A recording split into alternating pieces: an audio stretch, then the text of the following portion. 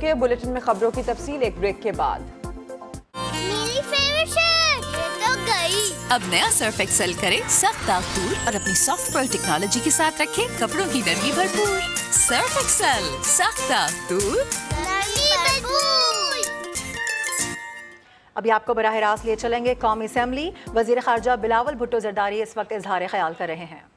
Deputy Speaker, Sadr-e-Pakistan, on the night of April 3rd, on the night of April 9th and April 10th, और April 10th से लेके आज तक जो आइन शिकनी कर चुके हैं, जो आइन तोड़ रहे हैं, जो आइन पे अमल करने से इनकार आज तक कर रहे हैं, ये नेशनल असेंबली, ये पार्लियामान कैसे इस किस्म के हमले को इग्नोर कर सकते हैं? जनाब स्पीकर, हमारा आइन को एक कागज का टुकड़ा समझ के हमारा तारीख में भरा गया है।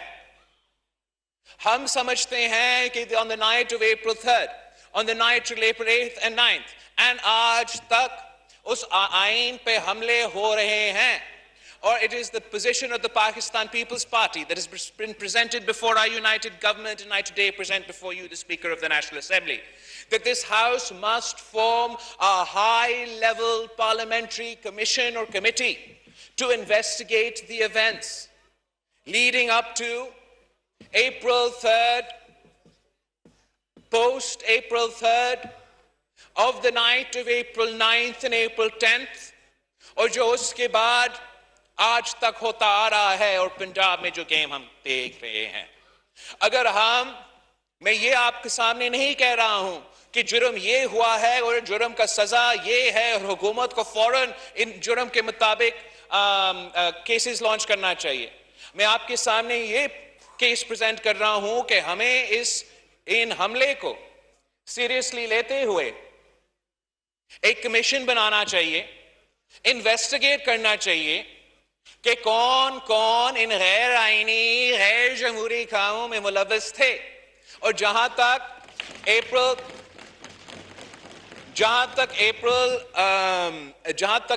3rd की इंसिडेंस है, वहां तो सुप्रीम कोर्ट ने अपना फैसला में साफ बता दिया कि गैर आईनी काम हुआ था, लेकिन आगे जाके जिस तरीके से उन कोर्ट्स के ऑर्डर्स पे अमल नहीं हो रहा था, और जो भी वो तसलसल था, जिस तरीके से इस साबिक हुकूमत ने इस मुकाबला से, जमहूरी मुकाबला से भागते हुए आइन और जमहूरियत पे हमला किया, जनाब speaker, the people of Pakistan expect accountability.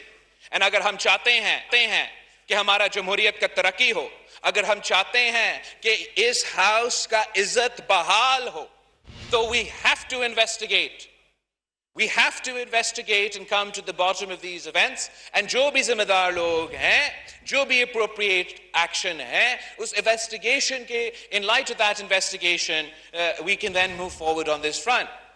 इसलिए कि कोई action नहीं लिया गया, इसलिए कि ये संगीन हमला, ये आइन शिकनी इग्नोर किया गया, साबिक वजीर आजम समझता है कि वो कोई मुकद्दस गाय है, और मुकद्दस गाय बनकर मुल्क और कौम, मुल्क के कोने कोने में फिर रहा है, और ऐसे हमले कर रहे हैं जो ना, तो सियासत अपनी जगह, हमारा कौमी इंटरेस्ट के खिलाफ है, हमारा आइन के खिलाफ है, हमारा इंटरनेशनल स्टैंडिंग पे हमले हैं, हमारा मुआशी सूरत हाल से इन किस्म के एक्शन से इस किस्म के पुलिस, और ये क्यों समझता है कि वो मुकद्दस गाय है? वो इसलिए समझते हैं कि मुकद्दस गाय है कि आज तक इसी एक सिलेक्टेड के खिलाफ कोई कदम नहीं उठाया गया। हम सब ने ये इग्नोर किया कि 2018 के इलेक्शंस में मुल्क के बदतरीन धांधली के थ्रू, हमारा इदारे के हमले की वजह से एक हुकूमत बनाया गया, 4 साल पे इस मुल्क में मुसल्लत हुआ, मईशत को तबाह किया, खारजा सतह पे पाकिस्तान को आइसोलेट किया, आइन, जमहूरियत, इंसानी हकूक, माशी हकूक पे हमला करते आए, सूबे के हकूक पे डाके मारते रहे, बिजली का बहरान पैदा हुआ जहां बिजली बहरान नहीं था, पानी का संगीन बहरान पैदा किया गया, और आज तक चोलिस्तान हो, सिंध हो, बलोचिस्तान हो, उन वहां के अवाम प्यास की वजह से परेशान है। हमारा जो फूड सिक्योरिटी सिचुएशन है जनाब स्पीकर, इन जियोपॉलिटिकल इवेंट्स से पहले ही मुश्किल लग रहे थे। हमारा वीट का बहरान जियोपॉलिटिकल इवेंट से पहला पैदा हुआ था। आपका यूरिया और खाद का बहरान इन इंटरनेशनल डेवलपमेंट्स से पहले हुए थे।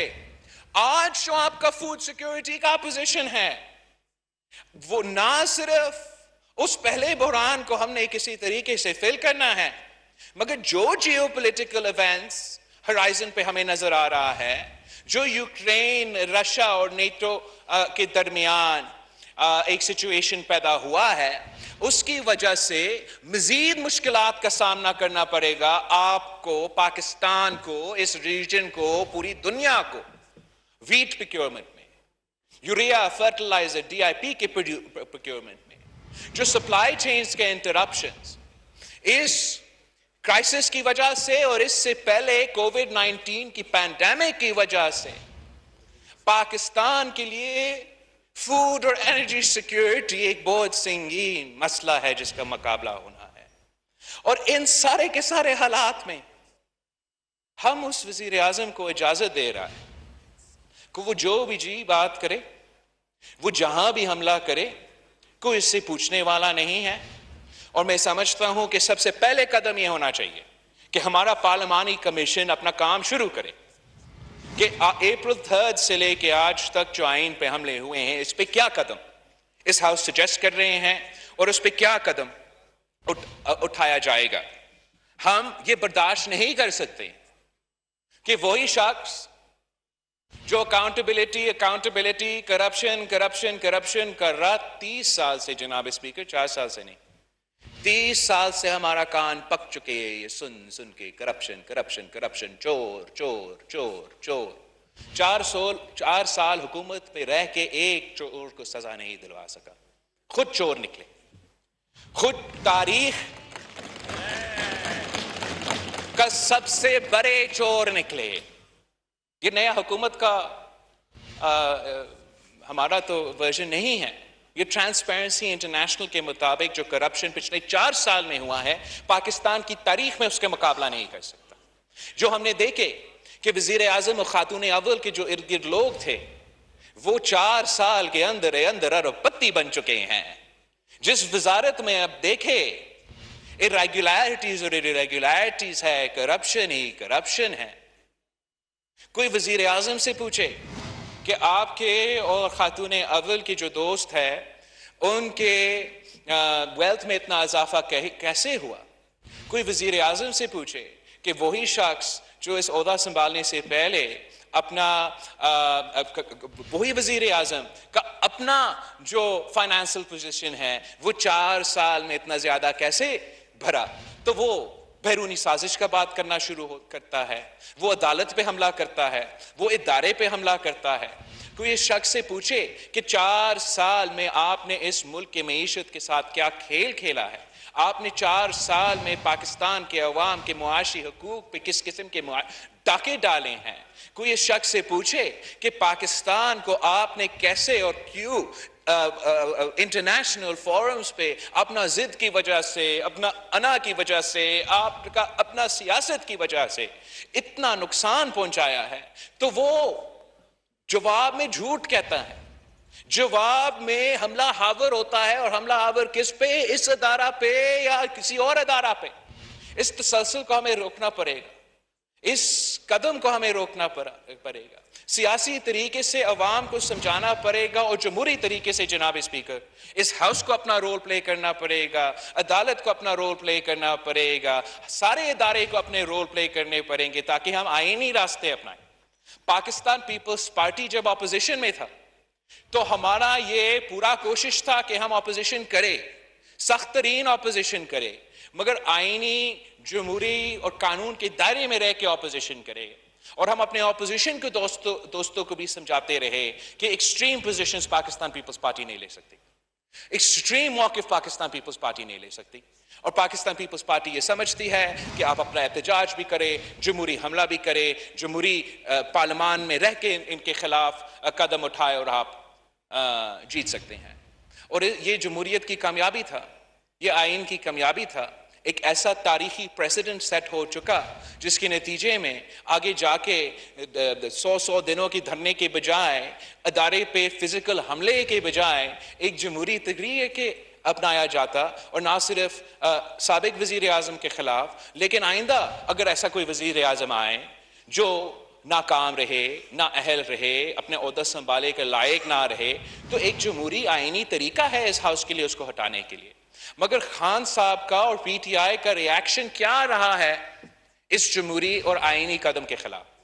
اس جمہوری اور آئینی قدم کے خلاف خان صاحب ایک جھوٹ پہ مبنی ایکسٹریم پوزیشنز لے کے ملک اور قوم کے سامنے دو آپشنز رکھ رہے ہیں کہ زبردستی فوراً خان صاحب کے ٹرمز پہ الیکشنز اب ہو، یا وہ ایسے حالات پیدا کرنا چاہتے ہیں، یا وہ ایسے حالات پیدا کرنا چاہتے ہیں جس سے کسی تھرڈ فورس کو موقع ملے۔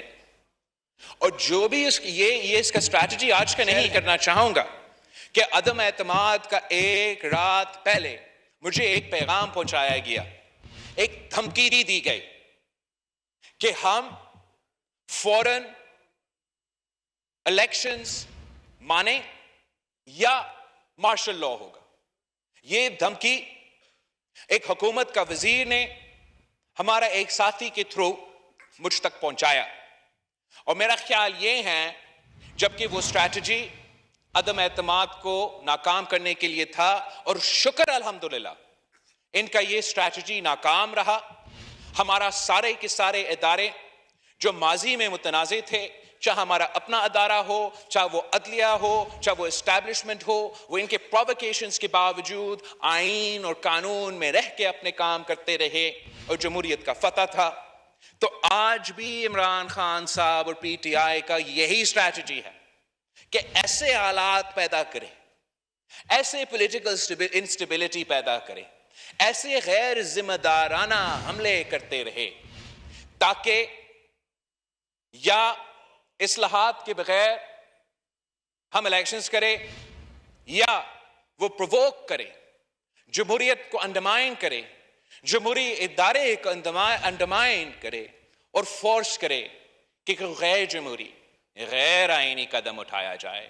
جناب اسپیکر، ہم سب کا یہ تسلسل اور ہمارا سب کا یہ کوشش ہونا چاہیے کہ خان صاحب کا یہ سازش ناکام رہے۔ ہم سب کے مل کے محنت کرنا پڑے گا کہ خان صاحب کا یہ سازش ناکام ہو اور ہم پاکستان کو بچا سکیں۔ اور پاکستان کو بچانے کے لیے میں اپنا پارٹی کا پالیسی اس ہاؤس کے سامنے کلیئر کرنا چاہ رہا ہوں کہ پہلے اصلاحات، پھر انتخابات۔ ہم وہ غیر جمہوری طاقتیں نہیں ہیں، ہم وہ غیر جمہوری طاقتیں نہیں ہیں جو پولیٹیکل انجینئرنگ پہ یقین رکھتے ہیں، جو کہتے تھے کہ پہلے احتساب پہ انتخاب۔ ہم جمہوری قوتیں ہیں، ہم انتخابات چاہتے ہیں، ہم فری اینڈ فیئر الیکشنز چاہتے ہیں، اور ہمارا مطالبہ ماضی میں بھی یہ رہا ہے، ہمارا لانگ مارچ کے دوران یہ رہا ہے، پاکستان کے عوام کے سامنے ہم نے یہ وعدہ کیا ہے، پاکستان کی عدلیہ کے سامنے میں نے خود اور ہمارے دوستوں نے یہ وعدہ کیا ہے، جگہ جگہ ہم نے یہ پوزیشن رکھا ہے کہ پہلے ہم اصلاحات کریں گے، الیکٹورل ریفارمز کریں گے۔ الیکٹورل ریفارمز کے دو پہلو ہے۔ سب سے پہلے فوراً جلدی ہم نے جو وہ سارے غیر جمہوری الیکٹورل بلز، آرڈیننسز ایٹسٹرا جو پچھلے حکومت نے پاس کیے، جو ہمارا الیکشن کمیشن کا پر کاٹنے کی کوشش کر رہے تھے، جو RTS-2 RTS+ کا EVMs کے فارمز میں مسلط کرنے کی کوشش کر رہے تھے، ان کو ہمیں فوری ریپیل کرنا پڑے گا، ختم کرنا پڑے گا، اور آپس میں مل بیٹھنا پڑے گا، سوچنا پڑے گا کہ مزید جو اصلاحات ہم لے کر آنا چاہتے ہیں، الیکٹورل ریفارمز لے کر آنا چاہتے ہیں، وہ کیا ہونا چاہیے؟ اس کے لیے سول سوسائٹی، فیفن اور بہت سے ایسے کمیونٹیز ہیں جس سے ہم انگیج کر سکتے ہیں. پاکستان پبلک سے ہمیں رائے لینا پڑے گا اور وہ سارے رائے کو کنسنسس میں سیاسی جماعتوں کے درمیان کنسنسس بنا کے اگین فوراً وہ اصلاحات کرنا پڑے گا تاکہ ہم انشور کر سکیں کہ جو 2018 میں اس ملک کے ساتھ کھیل کھیلا گیا وہ کبھی بھی پھر اس ملک کے ساتھ ایسا کھیل نہ کھیلا جائے. پاکستان کی جو سیاسی جماعتیں ہیں ہم آلریڈی اس کنسنسس پہ ہیں کہ جو چارٹر آف ڈیموکریسی شہید محترمہ بے نظیر بھٹو اور میاں محمد نواز شریف صاحب نے سائن کیا تھا، جس میں تقریباً 90% تک ہم عمل کر چکے ہیں، جو کام اس پہ رہ جاتا ہے، چاہے وہ ٹروتھ اور ریکنسیلیشن کمیشن ہو، چاہے وہ جسٹس کو امپروو کرنے کے لیے ریفارمز ہو، اور چاہے وہ جو ہمارا اکاؤنٹیبلٹی کا کمزور اور سیاسی نظام ہے اس پہ اصلاحات لے آنے کی بات ہو، وہ کنسنسس چارٹر آف ڈیموکریسی میں بن چکا ہے. تو ہمارا یہ کوشش ہونا چاہیے کہ الیکشن سے پہلے ہم اپنا چارٹر آف ڈیموکریسی پہ جو رہتا ہے کام وہ شروع ہو. جو ہم نے نیا چارٹر آف ڈیموکریسی بنانا ہے وہ شاید ایک لمبا چوڑا کام ہو. جو یہاں ہمارا اتحادی ہے شاید وہ ایک چارٹر آف ڈیموکریسی 2 پہ اگری کرنے کو تیار ہے، مگر جناب اسپیکر چارٹر آف ڈیموکریسی ہو یا نہ ہو ایک منیمل کوڈ آف کنڈکٹ تو ہونا چاہیے. ایک منیمل کوڈ آف کنڈکٹ ہونا چاہیے یہ سارے جماعتوں کے لیے. اور وہ جماعت اور جماعتیں جو یہاں نہیں بیٹھے ہیں کہ آپ اس ملک میں سیاست کیسا کرنا چاہتے ہو؟ کیا ہم آئین اور جمہوریت پہ چلیں گے؟ کیا ہم عزت کے ساتھ ایک دوسرے سے سیاسی اختلافات رکھیں گے اور اختلافات رکھتے ہوئے ہم آپس میں ایک دوسرے کی رائے شیئر کر کے جہاں ہم ڈس ایگری کرتے ہیں جہاں ہم اگری کر سکتے ہیں کنسنسس بنا کے ایک مسائل کا حل نکال سکتے ہیں. وہ بیسک جو کوڈ آف کنڈکٹ ہے اس میں نہ صرف یہ سارے جماعتیں مگر وہ جماعتیں جو یہاں نہیں ہیں ان کو بھی ہمیں آن بورڈ لینا پڑے. اور اس میں بہت ضروری ہے کہ وہ فریم ورک ایسا پریزنٹ کیا جائے جس سے ہم اپنے سارے ادارے کو ایک ایسا سپیس دے سکے کہ وہ نان پارٹیزن اے پولیٹیکل جمہوری آئین میں رہ کے کام کر سکے. چاہے وہ ہمارا عدلیہ ہو، چاہے وہ ہمارا اسٹیبلشمنٹ ہو. جس طریقے سے پاکستان کی سیاست اور معاشرے میں تیزی سے بگڑتے ہوئے اس حالات کی وجہ سے ایک پولرائزیشن اور ڈیوائڈ جگہ جگہ نظر آ رہا ہے. جناب اسپیکر COD اپنی جگہ، COD 2 اپنی جگہ. اگر ہم ایک بیسک کوڈ آف کنڈکٹ پہ سارے سیاسی جماعتیں اگلے الیکشن سے پہلے اگری نہیں ہوتے ہیں تو پھر میں اس ہاؤس کے سامنے کلیئر کرنا چاہوں گا کہ ہمارا اگلا الیکشن خونی الیکشن ہوگا. اس لیے جناب اسپیکر ہم تو ایک زمانے میں انسیولائزڈ ہوتے تھے، اس قسم کے طریقے اپنائے نہیں تھے. اور تب تو ایسے ہوتا تھا کہ جس کے پاس زیادہ طاقت تھا، جو لڑ سکتا تھا، جو مار سکتا تھا، وہ جیت سکتا. اور over the course of history, civilized nations adopted institutions, norms, rules, laws and constitutions تاکہ لڑنے کے بجائے ہم اپنے مسئلے اس قسم کے ادارے اور مختلف ادارے اور طریقے سے تھرو حل کریں. اور انفارچونیٹلی ہم وہی پوزیشن پہ واپس جا رہے ہیں جہاں ہمارے ادارے اور اس مسئلے سے نکلنے کے لیے کہ جو طریقہ کار ہے، جو فورمز ہے، ان کا نہ کوئی عزت رہا ہے، نہ کوئی طریقہ کار رہا ہے. No one is willing to follow the rules of the game. اور جب ہم ادھر بیٹھنے کے لیے تیار نہیں ہیں، جب ہم جمہوریت، الیکشنز اور جمہوری طریقے پہ یقین اور اعتماد رکھنے کے لیے تیار نہیں ہیں تو رہتا کیا ہے؟ رہتا یہ ہے کہ آپ بھی بندوق اٹھائیں، میں بھی بندوق اٹھاؤں اور دیکھتے ہیں کون جیتے ہیں کون نہیں جیتے.